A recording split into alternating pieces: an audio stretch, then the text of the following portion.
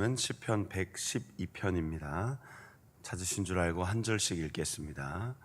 할렐루야, 여호와를 경외하며 그의 계명을 크게 즐거워하는 자는 복이 있도다.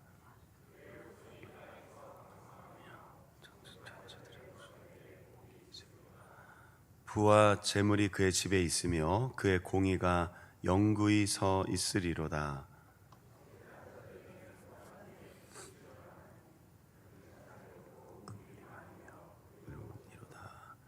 은혜를 베풀며 구워주는 자는 잘 되나니 그 일을 정의로 행하리로다.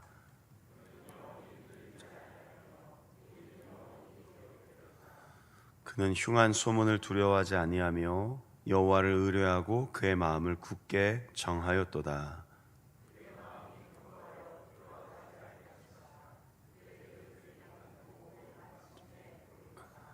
그가 재물을 흩어 빈궁한 자들에게 주었으니 그의 의가 영구히 있고 그의 뿔이 영광 중에 들리리로다.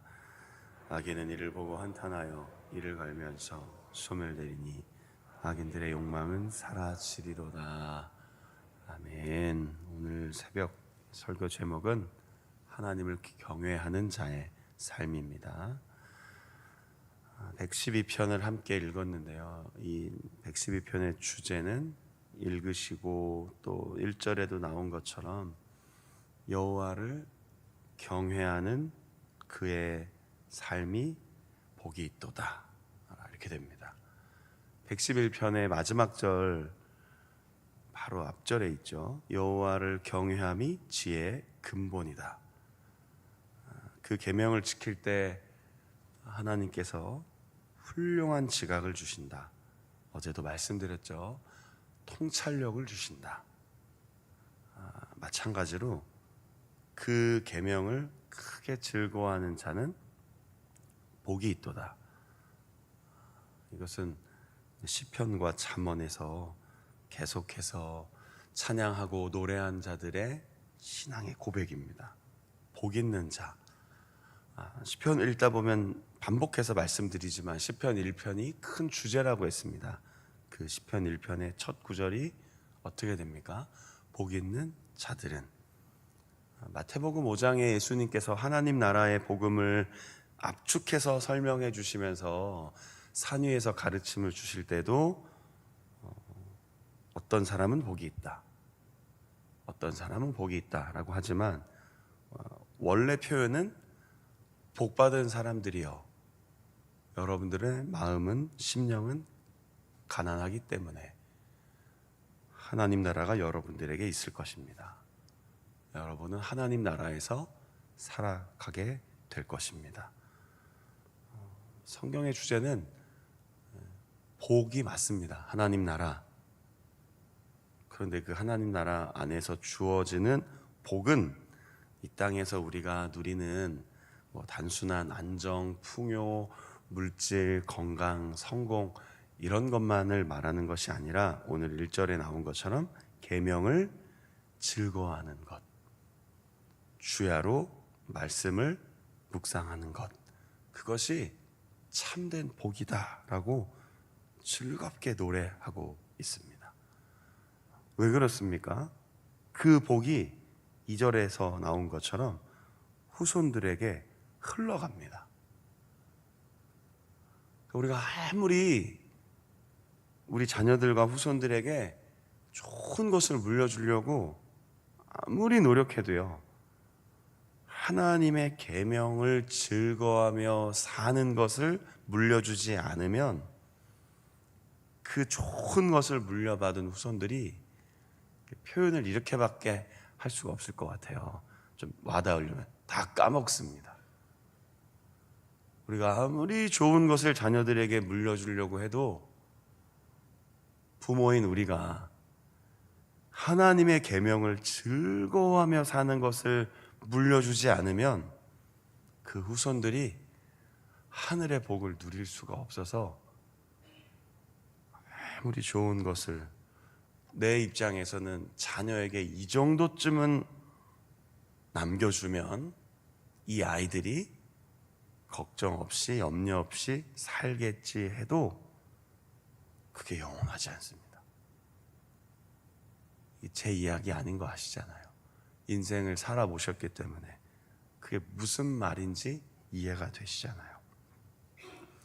그러니까 부와 재물이 그의 집에 있으려면 하나님의 계명을 즐거워하지 않고서는 가능하지 않다라는 겁니다.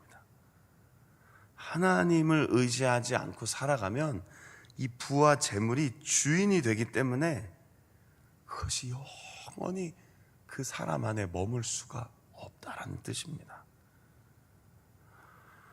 오늘을 살아가는 또 수요일 하루를 첫 시간을 열며 살아가시는 우리 성도님들 마음속에 정말로 하나님 주시는 평안이 있는가 살펴보십시오.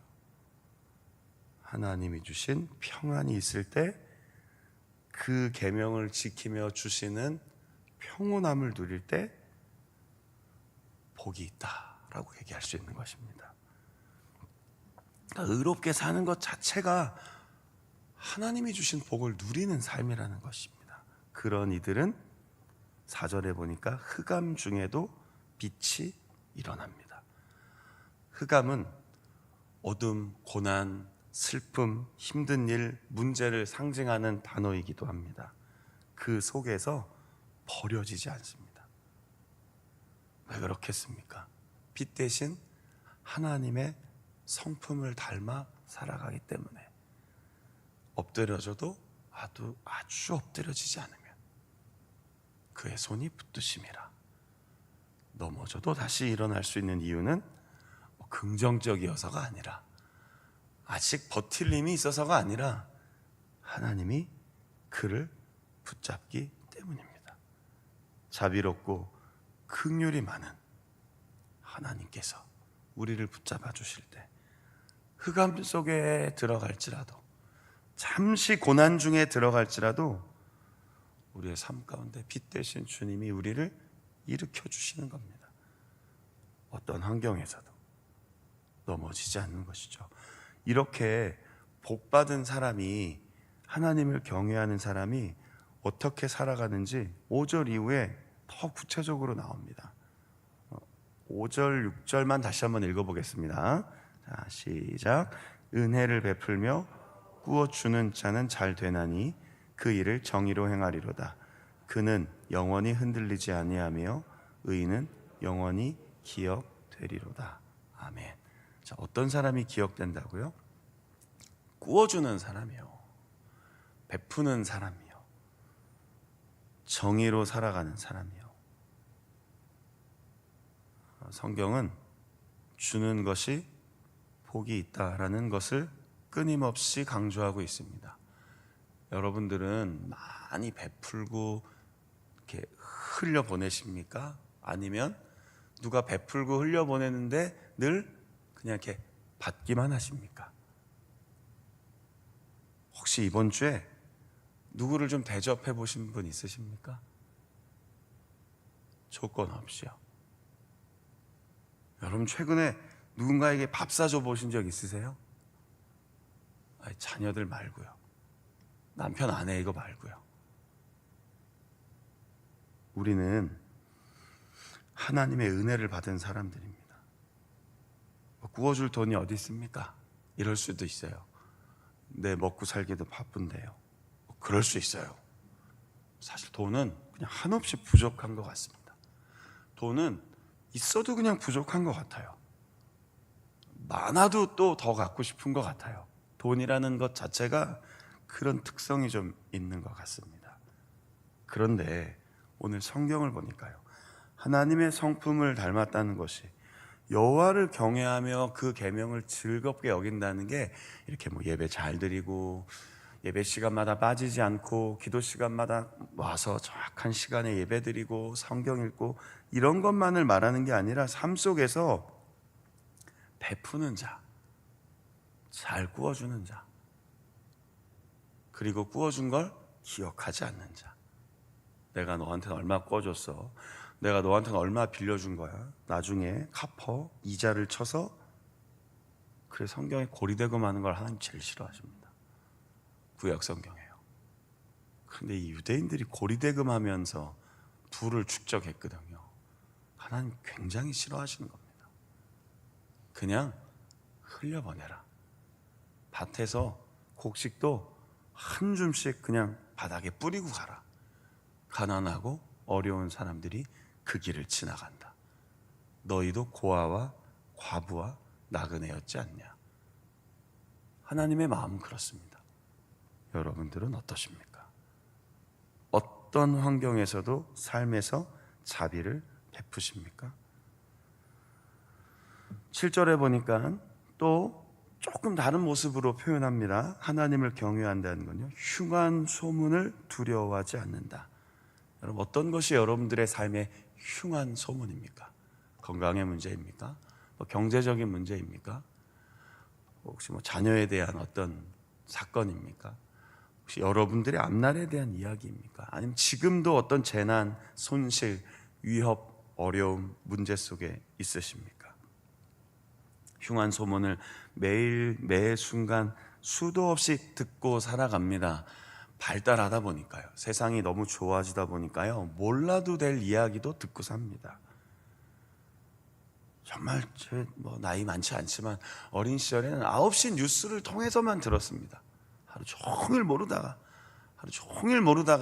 땡 하고 9시 뉴스가 시작되면 어린이는 자라고 하고 어른들은 뉴스를 보고. 근데 요즘에는요, 눈 뜨면서부터 불안한 소식들이 계속 우리에게 도착합니다. 흉한 소문이 끊임없이 들려옵니다. 그럼에도 불구하고 그는 두려워하지 않는 이유가 나오죠. 여호와를 의뢰하고 마음을 정하였기 때문입니다. 흉한 소식이 없어져서가 아니라, 현실의 불안한 요소가 다 사라져서가 아니라, 하나님을 신뢰하기에 두려움 소식에도 흉한 소식에도 넘어지지 아니하는 겁니다. 자, 그의 마음이 견고하여 두려워하지 아니할 것이라. 9절에 또 한 번 나옵니다. 9절에 뭐라고 나옵니까? 그가 재물을 흩어 빈궁한 자들에게 주었으니 그는 영원할 것입니다. 기억될 것입니다. 10절에 악인은 그렇지 않습니다. 시편은 이렇게 문학적인 시라는 형태로 하나님을 찬양했기 때문에 계속 대조시키고 대비시키고, 악인은, 의인은, 빛은, 어둠은, 착함은, 악함은 이렇게 계속 대조시킵니다. 그러니까 결국 아무리 많이 가지고 소유해도 소멸될 인생을 살 것인가, 아니면 하나님을 경외하여 계명을 즐거워하고 잘 베풀어주고 잘 흘려보내주고 두려워하지 아니하며 살아갈 것인가, 선택하십시오 라고 시편 112편은 이 찬양시를 통해 오늘 이 아침을 시작한 우리에게 이야기하고 있습니다. 마지막 질문을 드려봅니다. 무엇이 진짜 복입니까? 살아보시니까요, 어떠세요? 여기 10대, 20대 많이 없습니다. 아주 일부분만 앉아 계신 것 같아요. 대부분은 40대, 50대, 60대 그 이상도 계시고요. 무엇이 진짜 복입니까? 신앙생활 이렇게 하시다 보니, 군생활 오래 하시다 보니, 전역하신 후에, 이제 은퇴하신 후에 인생을 살아가시다 보니 무엇이 진짜 행복인 것 같습니까? 무엇이 진짜 복인가요? 어디에 복이 있습니까? 오늘 성경에서 이야기하는 거 어느 정도 동의하십니까? 하나님이 지혜로운 이 시편을 통해 우리에게 이것이 하나님을 경외하는 삶입니다. 그리고 제가 좀 몇 가지 정리해 드렸습니다. 여러분 여전히 어디에 복이 있다고 생각하십니까?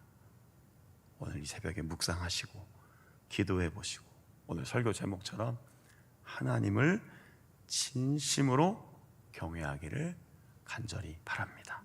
기도하겠습니다. 하나님, 여러 가지 성경 구절들을 마음에 다시 새깁니다. 복 있는 자란, 여호와를 경외하는 삶이란 무엇인가?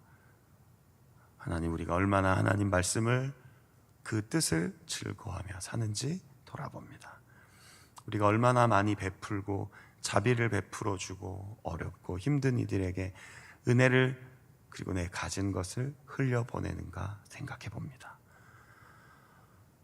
주는 것보다 받는 것을 더 좋아하진 않는가?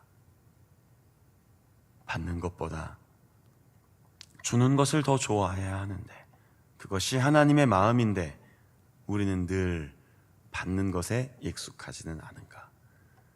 두렵고 걱정되고 흉한 소문에 순간순간 걱정하고 넘어지고 흔들리고 살아가고 있지는 않은가? 우리 자신을 돌아봅니다.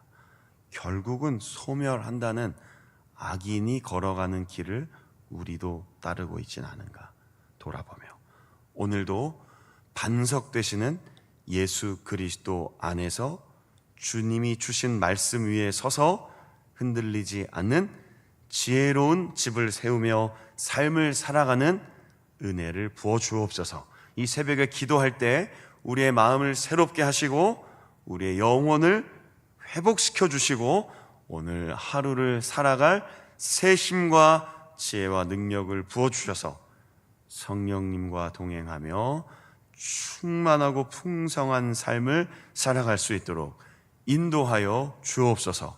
어둠 속에서도 고난 속에서도 절대 넘어지거나 버려지지 않을 하나님의 자녀이니 오늘 이 수요일 하루를 살아가며 우리를 통해 하나님 아버지의 뜻이 온전하게 전파되고 흘려보내지고 드러날 수 있도록 우리의 삶이 복된 삶이 되도록 축복해 주옵소서. 우리 주 예수 그리스도의 이름으로 기도드립니다. 아멘. 주기도문으로 마치겠습니다. 하늘에 계신 우리 아버지,